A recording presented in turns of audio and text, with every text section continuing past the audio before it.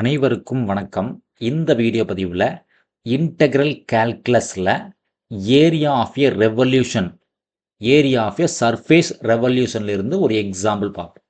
Question என்ன கொடுத்துருக்கான்னு பாருங்கள். Find the area of the surface that is generated by revolving the portion of the curve y equals to x cube between x equal to 0 and x equal to 1. Suppose இது ஒரு curve, இது என்ன sir கர்வ்னா y equal to x கியூப்ன்ற ஒரு கர்வை நீங்கள் draw பண்ணிங்கன்னா அந்த கர்வ் எக்ஸாக்டாக இந்த மாதிரி தான் இருந்திருக்கும். கூட என்ன சார் கொடுத்துருக்கோம், எக்ஸ் ஈக்குவல் டு 0. இப்போ எக்ஸ் ஈக்குவல் டு 0ன்றது y axis, then x equal to 1 இந்த லைன் தான் சார் எக்ஸ் ஈக்குவல்ஸ் டு 1, இது எக்ஸ் ஆக்சிஸ். இந்த எக்ஸ் ஆக்சிஸ் வந்து ஃபிக்ஸ்டு சார், இதை வந்து நம்ம டிஸ்டர்பே பண்ண முடியாது. எக்ஸ் ஆக்சிஸ் ஃபிக்ஸ்டு, சரிங்களா? ஸோ இந்த கர்வை நம்ம ரொட்டேட் பண்ணுறோம். இந்த கர்வை நம்ம ரொட்டேட் பண்ணிட்டே இருந்தால் அப்படின்னா நமக்கு என்ன சார் கிடைக்குன்னா ஒரு சர்ஃபேஸ் கிடைக்கும். அந்த சர்ஃபேஸ் பார்த்தீங்கன்னா உங்களுக்கு ஷோ பண்ணுறேன். ஸோ எக்ஸாக்டான சர்ஃபேஸ் பார்த்தீங்கன்னா இந்த மாதிரி கிடச்சிருக்கும். ஓகேங்களா? இதில் எக்ஸ் ஆக்சிஸ் வந்து ஃபிக்ஸ்டு, எக்ஸ் ஆக்சிஸை நம்ம டிஸ்டர்ப் பண்ணவே முடியாது. ஓகேங்களா? ஸோ ஒய் ஆக்சிஸ் இங்கே இருக்குது. ஸோ இந்த மாதிரி தான் அந்த சர்ஃபேஸ் கிடச்சிருந்துருக்கும். ஸோ எக்ஸோட வேல்யூ இந்த இடத்துல 0, மேக்ஸிமம் பார்த்தீங்கன்னா 1 தாண்டாது. மேபி இந்த பாயிண்ட் எக்ஸ் ஈக்குவல் டு 1 இதை தாண்டி வெளியே போயிருக்கா சார். சப்போஸ் நீங்கள் டயக்ராம் வரைஞ்சிங்கன்னா ஓகே. ஸோ நமக்கு ஃபார்முலா தெரியணும். என்ன சார் ஃபார்முலானா area of a surface. Area of a சர்ஃபேஸுக்கு என்ன sir formula? Very simple, 2π integral a to b y into square root 1 plus dy by dx whole square integrate with respect to x. So இதெல்லாமே ரூட்டுக்குள்ளே இருக்குது. ஏன் sir இங்கே X போகிறோன்னு கேட்டிங்கன்னா இங்கே x axis fixed. So x axis ஃபிக்ஸ்டுன்றதுனால integrate with respect to x. ஓகேங்களா? Fine. So நமக்கு என்ன ஈக்குவேஷன் கொடுத்துருக்கோன்னு பாருங்கள் sir, y equals to x cube கொடுத்துருக்கோம். அப்போ டிஒய் பை டிஎக்ஸ் என்ன சார் வரும்? இதை டிஃப்ரென்ஷியேட் பண்ணால் dy by dx. Dy by டிஎக்ஸோட வேல்யூ எக்ஸ் கியூப் டிஃப்ரென்ஷியேட் பண்ணால் 3x² கிடைக்கும். ஓகேங்களா? ஸோ இந்த வேல்யூ தூக்கி இதில் பேஸ்ட் பண்ணுங்க சார், என்ன கிடைக்குதுன்னு பாருங்கள். நமக்கு எக்ஸோட value 0 and maximum x equal to 1. அப்போ ஏரியா நான் என்னோட கன்வீனியன்ட்டுக்கான ஏன்னு வச்சுருக்கேன். A equals to 2π integral minimum 0 maximum 1 வரைக்கும் போகுது. ஸோ ஒய்ன்றது என்ன சார்? X cube. அப்போ x cube into square root of 1 plus dy by டிஎக்ஸோட வேல்யூ என்ன சார்? 1 ப்ளஸ் டிஒய் பை டிஎக்ஸோட வேல்யூ 3x². அப்போ 3x² ஹோல் ஸ்கொயர் இல்லைங்களா? dy by dx whole square into dx. So இந்த 2πயை disturb பண்ணல sir, அது அப்படியே இருக்கட்டும் சார். இன்டெக்ரல் 0 to 1 அப்படியே இருக்கட்டும். எக்ஸ் கியூபை டிஸ்டர்ப் பண்ணல. இப்போ ரூட்டுக்குள்ளே மட்டும் ஒர்க் பண்ணுறேன். அப்போ 1 ப்ளஸ் 3x ஹோல் ஸ்கொயர். அப்போ இது என்ன சார் ஆகும்? 9x⁴ ஆகும். 9x⁴ into dx. ஸோ இங்கே டேரெக்டாக இன்டெகிரேட் பண்ண முடியுமான்னு கேட்டிங்கன்னா கண்டிப்பாக டேரெக்ட் இன்டெகிரேஷன் பாசிபிள் இல்லை. அப்போ என்ன சார் பண்ணுறதுன்னா சப்ஸ்டிடியூஷன் மெத்தட் தான் போய் ஆகணும். ஸோ சப்ஸ்டிடியூஷன் மெத்தட் இல்லைங்களா? ஸோ அது என்ன சார் சப்ஸ்டிடியூஷன் மெத்தட் அப்படின்னு கேட்டிங்கன்னா எந்த டேர்ம் நமக்கு இன்டெகிரேட் பண்ணுறதுக்கு சிரமமாக இருக்குன்னு பார்க்கணும். அப்போ இன்சைட் த ரூட் தான் நமக்கு சிக்கலாக இருக்குது.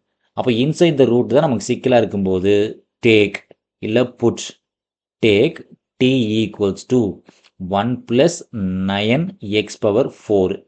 ரெண்டு பக்கம் டிஃப்ரென்ஷியேட் பண்ணுங்கள் sir, dt. So dt 1 differentiate பண்ணால் 0, 9 கான்ஸ்டன்ட்டு, x⁴ டிஃப்ரென்ஷியேட் பண்ணால் 4x³ ஆயிரும். எக்ஸை டிஃப்ரென்ஷியேட் பண்ணால் டிஎக்ஸ். கண்டிப்பாக இங்கே டிஎக்ஸ் வரும் சார், ஏன்னா இது டோட்டல் டெரிவேட்டிவ். ஓகேங்களா? அப்போ எனக்கு என்ன சார் வெளியே இருக்குது? ஸோ இன்டகிரேஷனுக்குள்ளே என்ன இருக்குன்னு பாருங்கள், x³ இருக்குது, தென் டிஎக்ஸ் இருக்குது. அப்போ அந்த x³ டிஎக்ஸ்க்கு பதிலாக வேல்யூ மாற்றிக்கலாம். x³ டிஎக்ஸ் மட்டும் தனியாக எடுத்துகிட்டு என்ன ஆகுன்னு பாருங்கள் சார், x³ dx மட்டும் வச்சுருந்தீங்கன்னா ஆல்ரெடி dt இருக்குது. ஸோ 9 × 4 என்ன சார் ஆகும்? 36. ஆப்போசிட்டில் வந்துச்சுன்னா 36 ஆயிரும். ஸோ இங்கே வேரியபிள் மாற்றிருக்கும். அப்போ லிமிட்டையும் சேஞ்ச் பண்ணணும். அப்போ எக்ஸிஸ்டிங் லிமிட் எக்ஸோடது என்ன சார்னா 0, அதிலிருந்து எக்ஸோட வேல்யூ 1 வரைக்கும் போகுது. அப்போ டீயோட வேல்யூ சப்ஸ்டிட் பண்ணுங்க சார், என்ன கிடைக்குதுன்னு பாருங்கள். எக்ஸுக்கு 0 போட்டிங்கன்னா t ஈக்குவல்ஸ் டு 1 ப்ளஸ் 9 × 0. அப்போ என்ன சார் கிடைக்கும்? டீக்கான வேல்யூ 1 தான் கிடைக்கும். ஸோ எக்ஸுக்கு 0 போட்டால் டீக்கான வேல்யூ 1. சப்போஸ் எக்ஸுக்கு 1 போடுங்க சார், என்ன கிடைக்குதுன்னு பாருங்கள். டி ஈக்குவல்ஸ் டு 1 + 9 × 1/4 ஆகும் இல்லைங்களா? அப்போ 1 + 1 to the power anything 1 தான். அப்போ 1 + 9 10 ஆகும். அப்போ லோவர் லிமிட்டும் அப்பர் லிமிட் ரெண்டுமே சேஞ்ச் ஆகுது இல்லைங்களா? Because this is definite integral. ஓகேங்களா? அப்போ கண்டிப்பாக லிமிட்டையும் செக் பண்ணணும். ஓகே, இப்போ நம்மளோட சப்ஸ்டிட் பண்ணுங்க சார். இந்த வேல்யூ சப்ஸ்டிட் பண்ணுங்க, என்ன கிடைக்குதுன்னு பாருங்க. a ஈக்குவல்ஸ் டு 2π அப்படியே இருக்கட்டும் sir. Integral lower limit change ஆயிடுச்சு 1, அப்பர் லிமிட் சேஞ்ச் ஆயிடுச்சு 10. x³ dxக்கான வேல்யூ என்ன சார் போடுறோம்? dt டிவைடட் பை 36 போடுறோம். அப்போ ரூட்டுக்குள்ளே என்ன சார் வேல்யூ போடுறோம்? நம்ம 1 + 9x⁴ தான் என்ன எடுத்திருக்கோம்? டீன்னு எடுத்திருக்கோம். அப்போ சிம்பிளி ரூட் டீன்னு கிடைக்கும். இது இன்னும் நம்ம மாற்றி எழுதுனா 2π கான்ஸ்டன்ட்டு, தென் 1/36 அதுவும் கான்ஸ்டன்ட் எடுத்து வெளியே வச்சிடலாம். அப்போ இன்டெக்ரல் 0 to 10 ரூட் டி எப்படி சார் மாற்றி எழுதுனா? t⁻1/2 dtன்னு எழுதலாம் இல்லைங்களா?